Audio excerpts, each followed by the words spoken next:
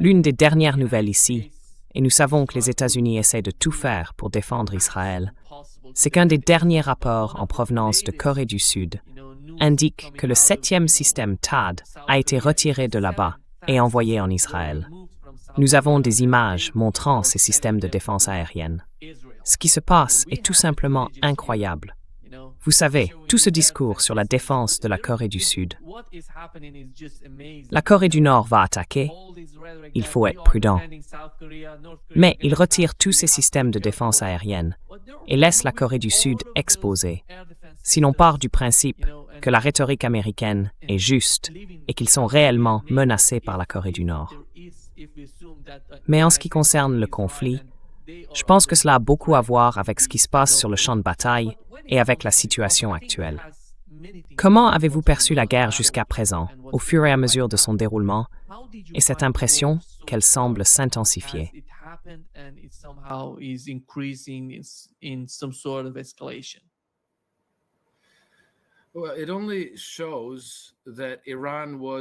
Eh bien, cela montre simplement que l'Iran était bien préparé à cela. Et je suis tout simplement stupéfait que Trump ait quand même décidé d'aller de l'avant.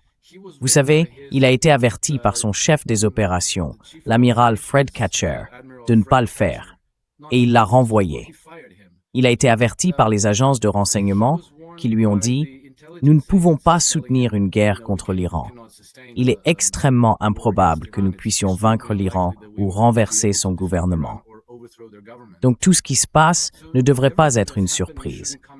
Et, vous savez, Trump et son équipe vont sortir et dire « Oh, le fait que nous apportions le système THAAD de Corée du Sud pour défendre Israël prouve simplement à quel point la guerre se déroule incroyablement bien. »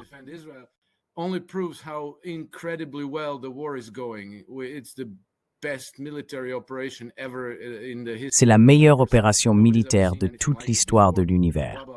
Personne n'a jamais rien vu de tel auparavant. Bla bla bla bla. Nous gagnons. Mais à ce stade, il faut vraiment avoir un QI inférieur à 20 pour croire à tout ça. Cela ne peut tout simplement pas être vrai. Tous les signes indiquaient une défaite. Et puis, vous savez, la même machine militaire n'a pas réussi à vaincre les talibans en Afghanistan après 20 ans d'efforts, ni à soumettre Ansar Allah au Yémen après 10 ans de tentatives. Et l'Iran est bien plus puissant que ces deux acteurs, et c'est très bien préparé à tout cela.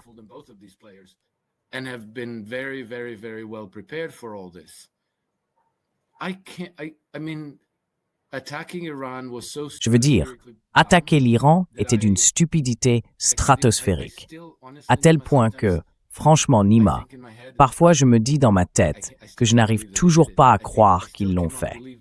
Je ne peux toujours pas croire qu'ils aient déclenché cette guerre. Je pense que Trump l'a commencé en s'attendant à pouvoir la terminer très vite. Juste quelques jours de bombardement pour intimider les Iraniens, les amener à la table des négociations, en suppliant, tu vois, en disant « S'il vous plaît, arrêtez, nous ferons tout ce que vous voudrez ». Et ensuite, il aurait pu déclarer la victoire et montrer au monde à quel point tout ce qu'il touche devient un succès incroyable.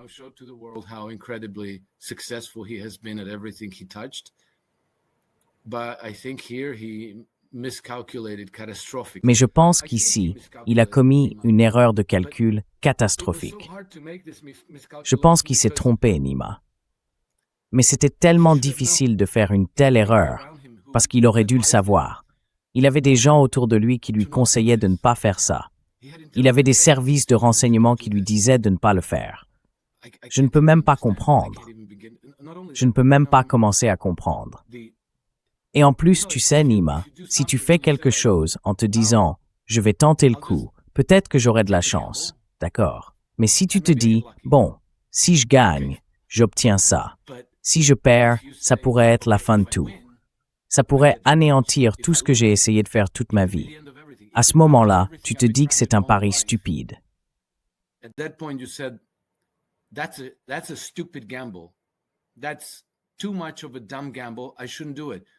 C'est un pari vraiment stupide. Je ne devrais pas le faire.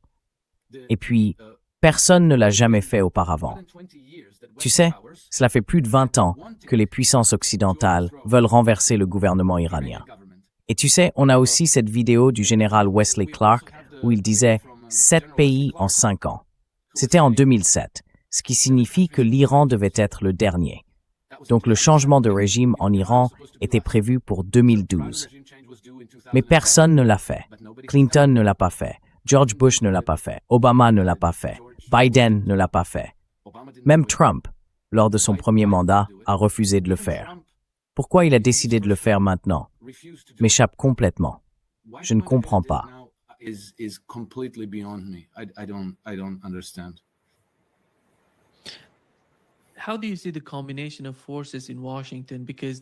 Comment voyez-vous la combinaison des forces à Washington?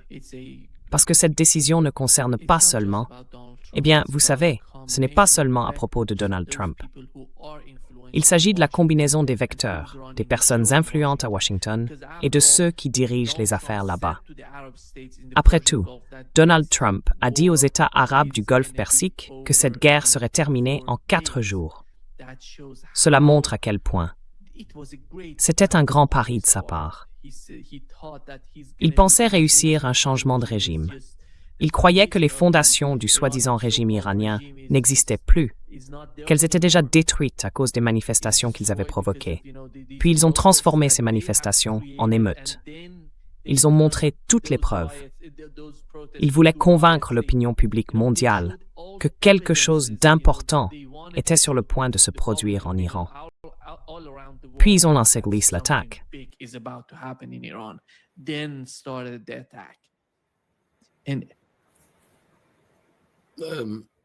Et je trouve très difficile de juger ce qui se passe aux États-Unis, parce que d'un côté, il y a ce discours arrogant et provocateur de l'administration Trump. Pour des raisons politiques, ils essayent de se présenter comme compétents, maîtres de la situation, victorieux. Tout va parfaitement bien, n'est-ce pas? En même temps, lorsque je parle avec des Américains proches des cercles gouvernementaux, mais pas tout à fait dans le gouvernement, il y a une sorte de révolte. Ils se sentent trahis. Ils se sentent vraiment trahis.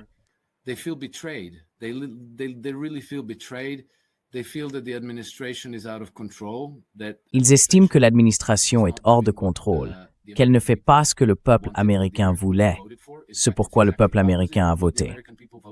En réalité, c'est exactement le contraire de ce pourquoi ils ont voté.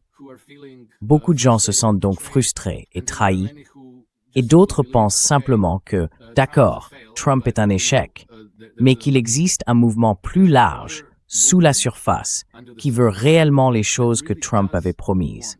Il existe encore un mouvement très vaste et puissant qui veut libérer les États-Unis des chaînes du mondialisme.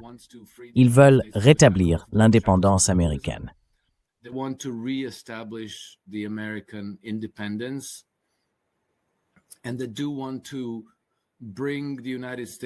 Et ils veulent effectivement ramener les États-Unis vers le système américain, réindustrialiser le pays, réparer les infrastructures, investir dans les industries, la recherche, l'innovation et toutes ces choses que jusqu'au 28 février, nous pensions que Trump avait promis de faire et allait réaliser.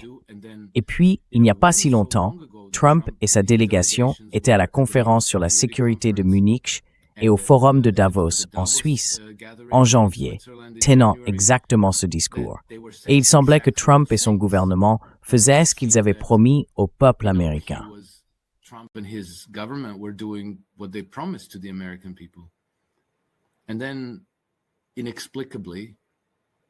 Et puis, inexplicablement, à propos de l'Iran, ou d'Israël, ou de je ne sais même pas exactement quoi, il a tout misé et tout perdu. Et maintenant, je pense que sa crédibilité est en train de se désintégrer. Je comprends qu'il y ait des gens qui interprètent cela comme une manœuvre très astucieuse pour attaquer la City de Londres et les chasser du Moyen-Orient, tu vois. Mais je pense qu'à ce stade, cela n'a même plus d'importance, car très peu de gens sont encore enclins à accorder leur confiance à Trump et à son gouvernement. Donc même si tu as une stratégie vraiment intelligente, ça ne change rien. Tu vas perdre le soutien populaire. Et sans soutien populaire, tout s'effondre. everything falls apart. Yeah, they're literally feeling betrayed, if you Ils se sentent littéralement trahis. Tucker Carlson, even Megyn Si vous Kelly, écoutez Tucker even Carlson, said, même Megyn Kelly, that Donald Trump is elle a a déclaré terrorist, que these Donald policies are Trump not les the ones trahissait. that we voted for. Ces politiques ne sont pas celles pour lesquelles nous avons voté. Ce sont des enjeux majeurs, et des figures importantes du Parti républicain influencent l'opinion publique. Ils reflètent l'humeur au sein du parti. Ils ne la façonnent pas. Ils reflètent ce qu'ils observent. Et je pense que l'un des principaux arguments qu'ils avancent, c'est que peu importe si vous votez républicain ou démocrate, vous obtenez toujours John McCain. Mais je pense qu'on peut dire que peu importe si vous votez démocrate ou républicain, c'est toujours Lindsey Graham qui tire les ficelles. Je veux dire, quand Biden était au pouvoir, il était l'un des sénateurs les plus proches de Joe Biden. Et maintenant, il est l'un des plus proches de Donald Trump. Et Trump, en sortant, et vous savez, en voyant Marjorie Taylor Greene, non, il l'a appelé Brown. Green. No, he called him Brown. Oh, Then he called her brown. Yeah. He Oh, called him Marjorie il l'a Taylor appelé Brown. And because Oui, of- il a appelé because Marjorie you Taylor turn Brown. when you are so angry, Parce que vous savez, le vert devient brun quand on est tellement en colère. Non, ce ne sont pas de petites choses à ignorer par les gens qui ont voté pour Donald Trump. Ils ne veulent pas de guerre. Ces gens ont été très clairs sur leur objectif principal. Ils veulent que les États-Unis produisent des choses, pas qu'ils les importent. Ils veulent que le pays soit en meilleure forme, sans ces guerres sans fin. Et maintenant, ces gens sortent et en parlent. Peu importe pourquoi, car c'est une guerre dans laquelle Donald Trump s'est engagé. Et d'après ce que nous avons appris jusqu'à présent, des responsables iraniens disent qu'il n'y aura pas de cessez-le-feu. De quoi s'agit-il? Et beaucoup de gens en Inde et au sein de l'État islamique comprennent ce qui se passe avec cette guerre. Understand what's going on with this war. Yeah, I agree, Nima. Oui, oui, je suis d'accord, Nima. C'est une catastrophe qui ne fait que commencer. Et tu sais, le peuple américain a probablement raison de se sentir trahi, car évidemment, il n'a pas voté pour ça. Peu importe si tu penses qu'il y a une stratégie très très intelligente derrière tout ça, et je ne l'exclurai pas, j'aimerais en savoir plus. Mais il y a très peu de preuves qu'il y ait quoi que ce soit d'intelligent là-dedans. On dirait vraiment que c'était juste un pari, et un pari stupide. Mais si tu es l'Iran, tu n'as aucun intérêt à mettre fin à tout cela rapidement, parce que l'Iran a été intimidé et harcelé par les puissances coloniales occidentales depuis près de 120 ans. By Western colonial powers for more than for nearly 120 years. And the British already deployed. Et les Britanniques avaient déjà déployé des troupes en Iran pendant la Première Guerre mondiale. Ils ont déclenché la guerre en Europe, et tandis que les Français, les Russes et les Allemands se massacraient par centaines de milliers, les Britanniques ont envoyé un grand nombre de soldats, peut-être 60 ou 70 000, au Moyen-Orient, dont beaucoup en Iran à cause du pétrole. Ils voulaient contrôler le pétrole. Ensuite, ils ont créé la Anglo-American Oil Company, qui existe encore aujourd'hui sous le nom de BP, et ils contrôlaient la majeure partie de la production pétrolière de l'Iran.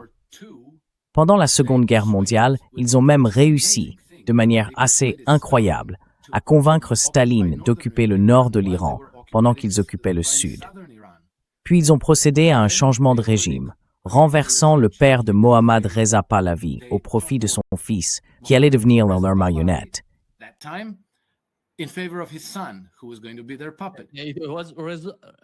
C'était Reza Pahlavi, oui, Reza Shah comme on l'appelait, son père. Mohammad Reza était le fils qui l'a remplacé. Ah oui, Mohammad Reza était le fils. Ils se sont opposés au père et ont mis son fils à sa place, oui. Mohammad Reza était le fils. Mohammad Reza was the son. Et puis, vous savez, personne ne parlait des droits des femmes, ni des burqas, ni des foulards. Il s'agissait évidemment de pétrole, comme aujourd'hui. Et vous savez, à cette époque, vers la fin des années 1940, la Standard Oil Company des États-Unis était au Venezuela. et elle avait un partage 50-50 avec le gouvernement vénézuélien. Un partage 50-50 sur, je ne suis pas sûr si c'était les bénéfices ou les revenus. Mais dans un cas comme dans l'autre, vous savez, c'était presque équitable. En même temps, les Iraniens ont calculé qu'ils ne recevaient qu'environ 8% des bénéfices de l'Anglo-Iranian Oil Company. Alors ils ont dit, eh bien vous savez, au nom de la justice et de l'équité, nous pensons que cela devrait être 50-50. Et aussitôt, vous savez, la BBC a lancé une campagne de diabolisation du gouvernement iranien et la marine britannique a envoyé ses navires à Abadan, je crois, non? Their navy ships to Abadan, I think, no, where they Abadan. It was Oui, Abadan. Oui, Abadan. La Anglo-Iranian Oil Company exploitait à l'époque la plus grande raffinerie de pétrole du monde. Donc tu vois, les Britanniques ont veillé à la contrôler par la force. Et puis c'était quoi? 1951. Mohammad Mossadegh devient Premier ministre, élu démocratiquement. Il dit nous allons nationaliser. Si vous voulez un partage équitable, alors nous allons la reprendre et la gérer nous-mêmes. Et 2 ans plus tard, les Américains, la CIA, les frères Dulles et les Britanniques, le MI6, renversent le gouvernement et ramènent le Shah. Ensuite, le Shah prend le pouvoir. Et plus tard, ils interviennent de nouveau lors de la révolution de 1969. Et maintenant, ce gouvernement est devenu indépendant et centré sur le peuple iranien et la nation iranienne.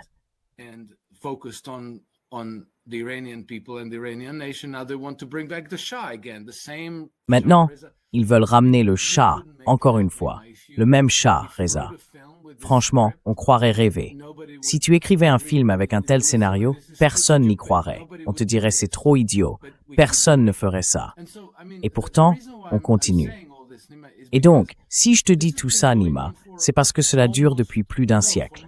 Et ce siècle a été marqué par la guerre, les changements de régime, les coups d'État, la famine.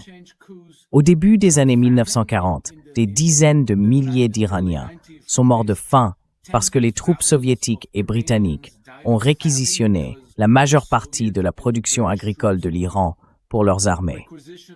Le peuple iranien n'avait donc plus rien à manger.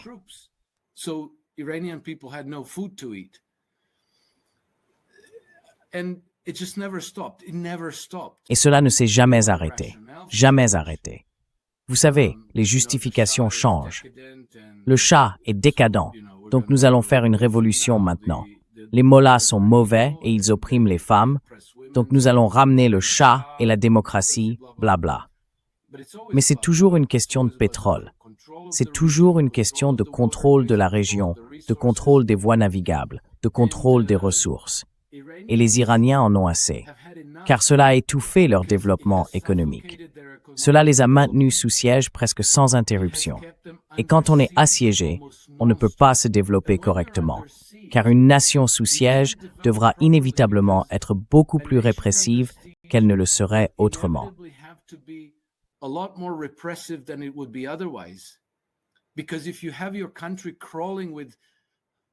Parce que si ton pays est infesté d'agents du Mossad, du MI6 et de la CIA qui cherchent à saper ton système et à le détruire, alors tu dois être oppressif. Tu dois être extrêmement agressif, concentré sur la défense contre les ennemis extérieurs et intérieurs. Ainsi, on obtient un régime plus oppressif qu'il ne le serait autrement. Évidemment, les Iraniens en ont assez de tout cela. Et maintenant, ils veulent une victoire totale. Ils veulent éliminer les causes profondes de tout cela, ce qui signifie probablement qu'ils voudront détruire tous les mandataires occidentaux dans la région. Et cela inclut Israël, le Koweït, le Qatar, Bahreïn, les Émirats arabes unis, ainsi que l'expulsion de toutes les bases militaires occidentales de la région, britanniques, américaines et autres. Et cela ne peut pas se faire en quelques jours, ni en quelques semaines.